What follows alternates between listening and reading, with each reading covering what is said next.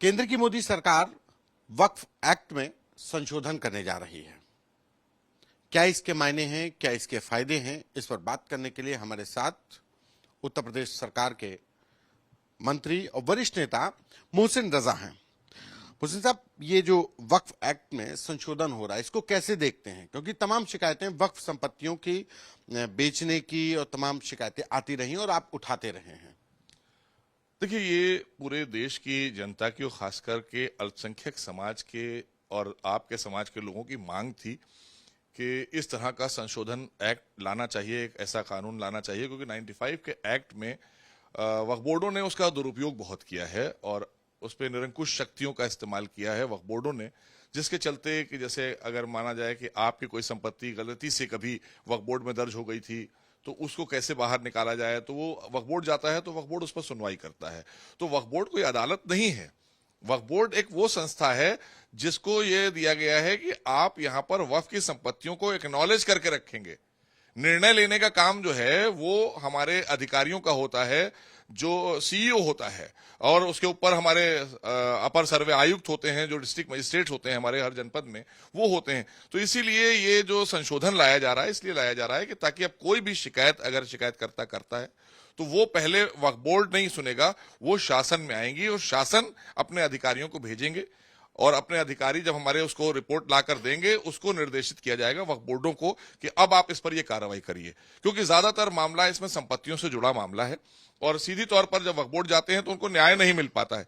और एक चीज यहां पर मैं और कहना चाहता हूं, क्योंकि वक्फ बोर्ड अपनी शक्तियों से ऊपर उठकर निरंकुश होकर काम कर रहे हैं, उस पर अंकुश लगाने का प्रयास है आदरणीय मोदी सरकार का, और ये एक बहुत स्वागत योग्य कहना चाहिए फैसला ले रही है हमारी आदरणीय मोदी सरकार और एनडीए की सरकार, क्योंकि इससे तमाम लोगों को बहुत फायदा मिलेगा। दबे कुचले पिछड़े जो हमारे मुसलमान भाई हैं, भाई बहनें हैं हमारी, जिनको अधिकार नहीं मिला है। जो वक्फ का मतलब क्या है? वक्फ का मतलब है, संतोष जी, ये चैरिटी है। गरीब दबे कुचले मुसलमानों के लिए जो चैरिटी होना चाहिए वो नहीं हो रही है। अगर आप देखें सन 47 से अभी तक आप वक्फ बोर्डों में जाएं और जाकर पता करें तो इनके पास में साफ तौर पर ये कहते हैं कि हमारे पास कोई पैसा नहीं है, हमारे पास कोई आमदनी नहीं है, सरकार इनको अनुदान पे अनुदान दे रही है और लाखों करोड़ की संपत्तियां हैं इनके पास में। तो आखिर कहां है ये संपत्तियां? आपको अगर जो काम दिया गया आपने उसका सदुपयोग क्यों नहीं किया, दुरुपयोग क्यों हो रहा है? इसको लेकर ये संशोधन एक्ट लाया जा रहा है और इस पर चर्चा भी हुई है, इस पर रायशुमारी भी हुई है पूरे देश के अंदर। चंद लोगों को फायदा जरूर मैं मानता हूं कि मिला है, बहुत सारे अगर आप पता करेंगे तो मैं नाम नहीं लेना चाहूंगा क्योंकि सबको बुरा लग जाएगा। चंद लोगों ने इसका फायदा ले लिया है, लेकिन एक बड़ा वर्ग हमारा जो है वंचित है आज भी, जिसको मिलना चाहिए, जिसके अधिकारों के लिए, जिसके कल्याण के लिए ये वक्फ किए गए थे, वो उससे वंचित हैं।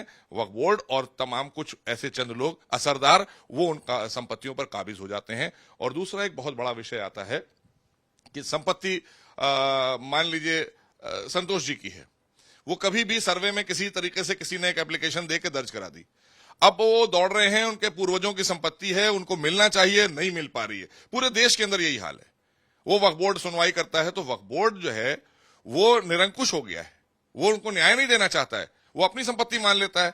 जो संपत्ति हमारे पास रजिस्टर्ड वक्फ के तहत आ रही हैं, और वक्फ के बारे में एक चीज मैं और बताना चाहता हूं अपने दर्शकों को कि कोई भी संपत्ति वक्फ में अगर दर्ज है, अगर उसका वसीयतनामा या वक्फनामा उसमें नहीं है, उन्हीं शर्तों पर ही वो दर्ज होगी, और उन शर्तों पर दर्ज नहीं हो रही हैं, उन शर्तों पर कार्रवाई न करके मनमाने तरीके से वक्फ बोर्ड अपनी शक्तियों का दुरुपयोग करते हुए वहां पर लोगों को परेशान करते हैं। ये शिकायतें आई हैं, जिसको लेकर ये संशोधन लाया जा रहा है और ये जनता के हितों का है, इसमें सबका हित है, सर्व समाज का हित है। आपकी संपत्ति भी छूट जाएगी, हमारी संपत्ति है, उसका विकास हो जाएगा, उसका कल्याण हो जाएगा, गरीब मुसलमानों को उससे उसका फायदा मिल जाएगा। तो ये सारी चीजें जब हम ये निर्णय लेकर आएंगे और ये अदालत मतलब हमारा सदन से बिल पास होगा तो इसका फायदा पूरे देश में मिलेगा। उत्तर प्रदेश में 1,30,000 संपत्तियां वक्फ की हैं, 1,30,000 वक्फ की संपत्तियां रजिस्टर्ड हैं, लेकिन हमें तो नहीं लगता कि कोई 30,000 या 5,000 लोगों को भी उसका बेनिफिट मिला होगा। तो ये चीजें अपने आप में बहुत गंभीर हैं, और खाली इसको कह देना कि ये भाजपा जो है साहब इसके पीछे पड़ी है या भाजपा वाले ऐसा करना चाहते हैं, तो जो इनके वाले थे, जिनसे ये वोट लिया करते हैं, इन्होंने कभी क्यों नहीं बढ़ के आगे इस काम को कर दिया था कि ताकि आम गरीब दबे कुचले पिछड़े मुसलमानों को इसका फायदा मिलना चाहिए था। और जिनकी संपत्तियां गलत तरीके से दर्ज हो गई थी, उनकी संपत्तियां जांच करा के उनको वापस दी जाती। वो तो आपने नहीं किया। बस आपका एक काम है, जब भाजपा कोई जनहित के निर्णय लेकर आए, खाली खड़ा हो जाए, तो साहब भाजपा का मामला है। और खास करके अगर अल्पसंख्यक के मामले में हम कल्याण की बात करें, उनको मकान देने की बात करें, उनको और सुविधाएं देने की बात करें, मदरसे की बात करें, वक्फ बोर्ड की बात करें, तो फौरन विपक्ष के लोग खड़े होते हैं, क्योंकि ये अधिकार तो उनका है, वोट बैंक तो वो उनका है। अरे साहब, आप मेरे वोट पे आप सेंध लगा रहे हैं, वोट पे सेंध नहीं लगा रहे हैं, उनको न्याय दिलाने की बात कर रहे हैं, वोट आप लीजिए उनसे, न्याय हम देंगे। ये है भाजपा सरकार। लेकिन तमाम लोग ये भी कह रहे हैं कि वक्फ की तमाम संपत्तियां जिन पे सरकारी और गैर सरकारी लोगों ने कब्जा कर रखा है, उन संपत्तियों को खाली कराया जाए, जो किराया है नहीं मिला है वो भी किराया दिलाया जाए। वो तो कर नहीं रही है सरकार, और वक्फ के जो अधिकार हैं उसमें दखलंदाजी करके वक्फ बोर्डों को कमजोर करने की कोशिश है। ये दखलंदाजी वाली बात कहां से आ गई? अरे सरकार ही तो लाएगी अमेंडमेंट, सरकार ही तो जनहित के अमेंडमेंट लाती है समय समय पर। और कौन लाएगा? क्या वक्फ बोर्ड लाएगा कि ताकि आप दुरुपयोग करते रहिए और हम आपको छूट देते रहें? ऐसा तो नहीं होगा। ये जो आम जनता की शिकायतें आ रही हैं, अंबार शिकायतें लगी हुई हैं, तमाम केसेस चल रहे हैं, लोअर कोर्ट से लेकर सुप्रीम कोर्ट तक इतने केसेस चल रहे हैं वक्फ की प्रॉपर्टियों को लेकर, कोई निर्णय नहीं मिल पा रहा है किसी को, क्योंकि वक्फ बोर्ड जो है वो वहां पर अपनी शक्तियों से ऊपर उठकर काम कर रहे हैं, गलत सलत रिपोर्ट दे देते हैं। तो इसीलिए अब सीधी तौर पर जब हमारे पास अधिकारी है ना, अल्पसंख्यक कल्याण मंत्रालय होते हैं, उसमें हमारे अधिकारी होते हैं, वो देखते हैं ना, आप प्रमुख सचिव है, विशेष सचिव है, डायरेक्टर है, नीचे हमारे जो जिला अधिकारी हैं वो उसके अधिकारी हैं, अल्पसंख्यक कल्याण अधिकारी हैं। अब ये सारे लोग इसकी रिपोर्ट देंगे शासन को, शासन इनको भेजेगी, शासन इनको देंगे, तो उसके निर्देश पर वक्फ बोर्ड काम करेंगे, क्योंकि वक्फ बोर्ड अब दुरुपयोग नहीं कर सकेंगे और लोगों को न्याय देने का काम सरकार करेगी। तो हम तो न्याय देने की बात कर रहे हैं और वो कह रहे हैं कि साहब हमको दे तो रहे नहीं, आपको सब कुछ दिया। पिछले सन 47 से आज तक कोई भी वक्फ बोर्ड अपना लेखा जोखा रख दे लाके सरकार के सामने कि हमने ये काम किया, हमने इतना पैसा अर्जित किया, हमने इतनी बच्चियों की शादी कराई, इतने बच्चों को पढ़ा लिखा कर डॉक्टर इंजीनियर बना दिया। लाखों करोड़ की संपत्तियां आप कहते हैं, खुद ही कहते हैं, और गई कहां फिर? इसका मतलब है कि आपने दुरुपयोग कर डाला ना। आप तो चेयरमैन और अध्यक्ष बनकर बैठे और लोग आपके जो आच्छादित हुए वो लोग बैठे। तो एक कहीं छोटा सा कहना चाहिए कि एक इसमें एक छोटा सा दायरा है जो इस पर काबिज हो गया है, बड़े दायरे को वंचित कर रहा है, उसको उसका अधिकार मिले। सरकार का ये हमारी सरकार की प्राथमिकता है और उसी पर सरकार काम कर रही है। इसलिए कोई भी चीज ऐसी नहीं है इस पे किसी को चीखने पुकारने की जरूरत नहीं है। ये न्याय देने की बात है, अन्याय हो रहा है उसके ऊपर हम ये लेकर आ रहे हैं कि एक ऐसा संशोधन लेकर आए, क्योंकि हम कांग्रेस नहीं है कि बस मनमाने तरीके से कमरे में बैठ के 95 का एक एक्ट पास कर दिया, बिल पास कर दिया और कानून बनाकर दे दिया और उसका दुरुपयोग हो रहा है, कभी पलट कर नहीं देखा, इन संपत्तियों का कभी कल्याण नहीं किया और तमाम लोगों को न्याय नहीं दिया। तो हम न्याय भी देना चाहते हैं और इन संपत्तियों का कल्याण हो, ये आगे बढ़कर डेवलप होकर हमारे समाज के लोगों को फायदा मिले। और जिनकी संपत्तियां हमारे पास आ गई हैं गलती से, और सर्वे जो हुए, सर्वे का भी इसमें तमाम चीजें आएंगी कि जो लोग कह देते हैं आप जाइए अगर शिकायत लेकर तो कहते हैं कि साहब ये तो सर्वे वक्त से आई है। अरे भाई, जब एक नियमावली आपके पास एक कानून भी तो रखा है, वो कह रहा है कि बगैर वक्फनामे के कोई प्रॉपर्टी इंदराज नहीं होगी, रजिस्टर नहीं होगी। आपने एक्नॉलेज क्यों किया? वक्फ बोर्डों ने क्यों एक्नॉलेज कर लिया जब उसमें वक्फनामा नहीं है? वो पीछे वाले ने कर दिया, पीछे वाले ने कर दिया तो आप दुरुस्त कर देते।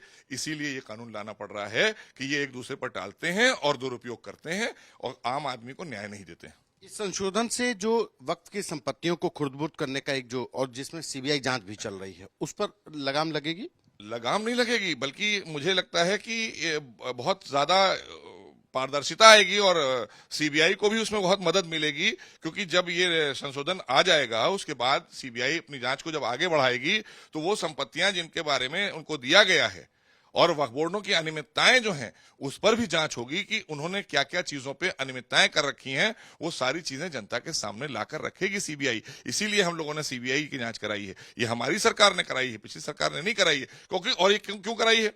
तमाम मुस्लिम धर्मगुरुओं ने, तमाम मुस्लिम समाज सेवी संस्थाओं ने ये अपील करी थी हम लोगों से, वो कर रहे थे समाजवादी पार्टी से भी और बहुजन समाज पार्टी से भी, लेकिन उन्होंने नहीं कराई थी जांच, क्योंकि उनके ही नेता आएंगे इसमें, सबसे ज्यादा उनके ही नेता इसकी जद में आएंगे, इसलिए उन्होंने नहीं करी थी जांच। हमारी सरकार ने उसकी जांच भी कराई है, उसका भी दूध का दूध और पानी का पानी होगा, क्योंकि ये जो एक्ट आने जा रहा है, जो हम लोग संशोधन ला रहे हैं, ये जनता के हितों के लिए। हमारा साफ उद्देश्य है कि सबका साथ सबका विकास, और उसी नीति पर हम कोई भी निर्णय और कोई भी कार्रवाई करते हैं। धन्यवाद। ये मोहसिन रजा, जिनका कहना है कि वक्फ एक्ट को लेकर जो नया संशोधन आ रहा है वो सबका साथ सबका विकास को उद्देश्य के साथ है। वक्फ की संपत्तियों में जो गड़बड़ी हो रही है उस पर लगाम लगाने की कोशिश है। कैमरा पर्सन नीरज के साथ संतोष कुमार, आज तक।